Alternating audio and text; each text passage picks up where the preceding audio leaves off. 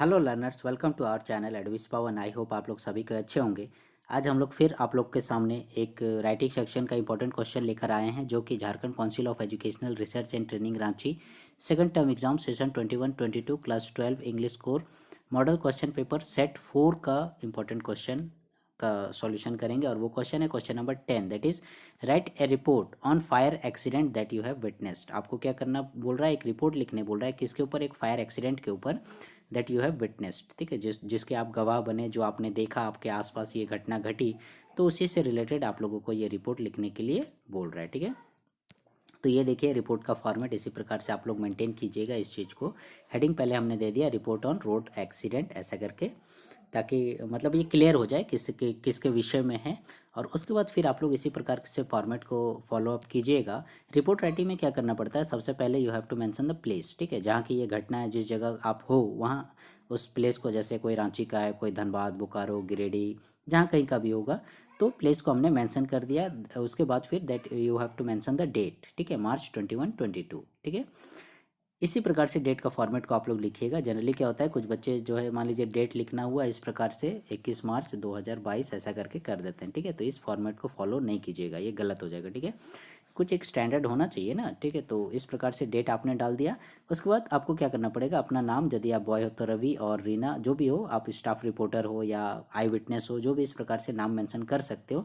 क्योंकि क्वेश्चन में जो है आप लोगों का कुछ भी जगह या नाम कुछ भी ऐसा नहीं बोल रहा है, तो आप मेंशन कर सकते हो अपने नाम को इस प्रकार से। ठीक है, प्लेस और डेट के साथ। ठीक है, उस चीज़ को ज़रूर भूलिएगा नहीं, प्लेस और डेट ज़रूर दीजिएगा।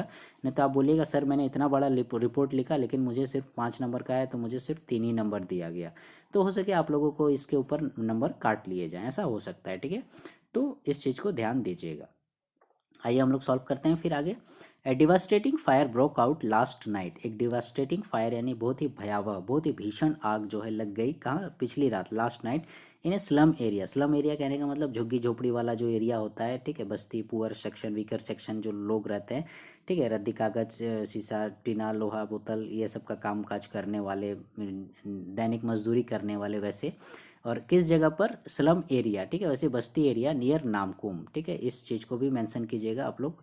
रांची में ये नामकुम है। आप लोग जिस जगह पर रहते हैं उसी हिसाब से आप लोग भी अपने यहाँ पर प्लेस को चेंज कर दीजिएगा। जैसे मान लीजिए वो धनबाद की कोई जगह है, तो धनबाद का कोई एक लोकल स्लम एरिया का डाल दीजिएगा, या जो भी जगह आप लोगों को सुइटेबल लगे उस चीज़ को मेंशन कर दीजिएगा। ये नहीं कि यहाँ पर जो है धनबाद डाल दिया और यहाँ नामकुम ही रहने दिए। ठीक है, तो ये गलत हो जाएगा। It proved to be a complete disaster. और ये जो भीषण आग लगी, ये कंप्लीट डिजास्टर प्रूफ, यानी पूरा एकदम कंप्लीट तबाही लेकर आया ये आग। The area is inhabited mostly by the weaker section of society. Actually ये जो एरिया था, कौन सा एरिया, आप लोगों का ये जो नामकुम एरिया था, ये इनहेबिटेड मतलब निवासी होता है, यहाँ निवास करते थे ज़्यादातर, mostly weaker section of society, यानी समाज के जो गरीब लोग होते हैं। ठीक है, टीना, लोहा, कागज, रद्दी चुनने वाले, बीनने वाले, जमा करने वाले, गोदाम में जमा करने वाले, कुछ इस प्रकार के थे। There are a large number of jhuggis also. और इस एरिया में बहुत सारे संख्या में जो है आपका झुग्गीज, यानी वो झुग्गी झोपड़ी ये सब होते हैं, वैसे ज़्यादातर यहाँ पर है। It houses of many junk shops. और इस जगह पर, ये जो क्षेत्र है, इस जहाँ पर ये आग लगी, बहुत सारे आपको जंक शॉप्स यानी कबाड़ी वगैरह का, रद्दी वगैरह का, ऐसे godowns used of plastic goods. ठीक है, प्लास्टिक के सामान, मटेरियल वाले जो चुनने आते हैं या जो कम दामों पर हम लोग बेच देते हैं, वैसी जगह का गोदाम वगैरह, न्यूज़पेपर का गोदाम वगैरह, कपड़ों का रैक, फटे चिथड़े, कुछ इस प्रकार का, मतलब गोडाउन टाइप का, रद्दी फद्दी इस प्रकार से, जिसको हम लोग कोई वैल्यू नहीं देते हैं, वैसी जगह पर थी। The fire broke out in one such godown. और इसी प्रकार के एक गोडाउन में, जहाँ पर कुछ प्लास्टिक के सामान, न्यूज़पेपर वगैरह कुछ कुछ था, वैसे गोडाउन में आग लग गई। And spread rapidly. और स्प्रेड मैंने होता है फैलना, रैपिडली मैंने पूरा स्पीड से। ठीक है, पूरा स्पीड से एकदम आग फैलने लगी। कैसे, as wind was blowing fast, क्योंकि उस समय जो है हवा भी बहुत तेज गति से बह रही थी। तो जाहिर सी बात है, हवा तेज गति से बहेगी तो आग को भी वो और ज़्यादा फैलाएगी। Most of the jhuggis and houses. अधिकांश जो झुग्गी झोपड़ी घर वगैरह थे, वह डिस्ट्रॉयड, सब एकदम तहस नहस हो गए, बर्बाद हो गए, तबाह हो गए, सब कुछ खत्म हो गया। ठीक है, कुछ भी नहीं बचा। क्योंकि ऐसे ही वो लोग देखोगे, वो जो झुग्गी झोपड़ी वगैरह पुआल का, टीन का, बोरा का, तिरपाल का, इस प्रकार की चीज़ों से बना हुआ होता है। Thousands of people were rendered homeless. और हज़ारों की संख्या में लोग जो है बेघर हो गए, homeless, in the wintry night, ये और भी ख़राब बात, ठीक है। ठंड के समय विंटरी नाइट, मार्च के समय में देखिएगा रात में थोड़ा ठंडा लगता ही है, तो वैसे जाड़े की रात में जो है सब बेघर हो गए। The area now presents A picture of living hello, और जहाँ आप देखिएगा एकदम चारों ओर जो पूरा एरिया था, लोगों का चीखना चिल्लाना, सबका, किसी का संपत्ति बर्बाद हो गया, किसी का घर का कोई सदस्य जल गया, तो मतलब एकदम देखा जाए तो पूरा एरिया जो है वो एकदम लिविंग हेल टाइप से, एकदम नर्क टाइप से नज़र आ रहा था। A number of social welfare organisations, ठीक है। अब यहाँ देखिए हमने पैरा चेंज कर दिया, क्योंकि यहाँ पर जो है इतना देर में हमने घटना को बताया, अब यहाँ पर हम थोड़ा सॉल्यूशन वगैरह, कुछ सुझाव वगैरह, कुछ उपाय टाइप का चीज़ को मेंशन कर रहे हैं, इसलिए हमने पैराग्राफ को चेंज कर दिया। तो बहुत सारी संख्या में सोशल वेलफेयर ऑर्गेनाइजेशन, यानी जो सामाजिक कल्याण संगठन वगैरह होते हैं, एनजीओज वगैरह, स्वयंसेवी संस्थान वगैरह, तो इस प्रकार के संगठन हैव कम फॉरवर्ड, ये सब सामने आए किस लिए, टू हेल्प द शेल्टरलेस पीपुल, ठीक है। दोनों का मीनिंग एक ही हुआ। शेल्टरलेस कहने का मतलब ये जो होमलेस पीपुल थे, जो बेघर हो गए, वही शेल्टरलेस हो गए, ठीक है। शेल्टर माने आवास, शरण होता है, ठीक है। तो ये लोग भी बेघर हो गए, तो वैसे लोगों की मदद के लिए बहुत सारे सामाजिक संगठन आगे आए उनकी हेल्प करने के लिए। A stop gap arrangement has been made in the building of Adarsh public school, और स्टॉप गैप अरेंजमेंट कहने का मतलब तुरंत तत्काल कुछ सुविधा, कुछ उचित उपाय के रूप में इसे किया जाता है, क्योंकि लोग बेघर हो गए थे, उन लोग के पास रहने के लिए, खाने के लिए कुछ भी वैसा नहीं बचा था, तो वैसा अरेंजमेंट किया गया। कहाँ किया गया? आदर्श पब्लिक स्कूल में। तो आपके जो एरिया होगा, जो एरिया आपने मेंशन किया होगा, उस एरिया में जो भी आप लोगों का स्कूल होगा, या कोई पंचायत भवन हो गया, या किसी भी बिल्डिंग का आप यहाँ पर नाम मेंशन कर सकते हैं, तो स्कूल का नाम सुइटेबल है, जल्दी याद आ जाता है, ठीक है।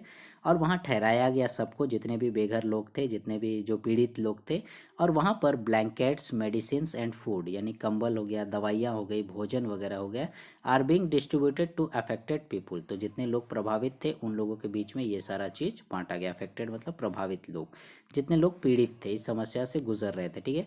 But the situation of the homeless and helpless people, लेकिन जो परिस्थिति है इन बेघर लोगों की, इन हेल्पलेस यानी असहाय लोगों की, इज स्टिल टू ट्रैजिक, वो अभी भी भयावह बनी हुई है, क्योंकि दवाई, कंबल और स्कूल दे देने से वे लोग की स्थिति सुधर नहीं जाएगी, क्योंकि बहुत बुरी स्थिति उन लोगों की हो गई है।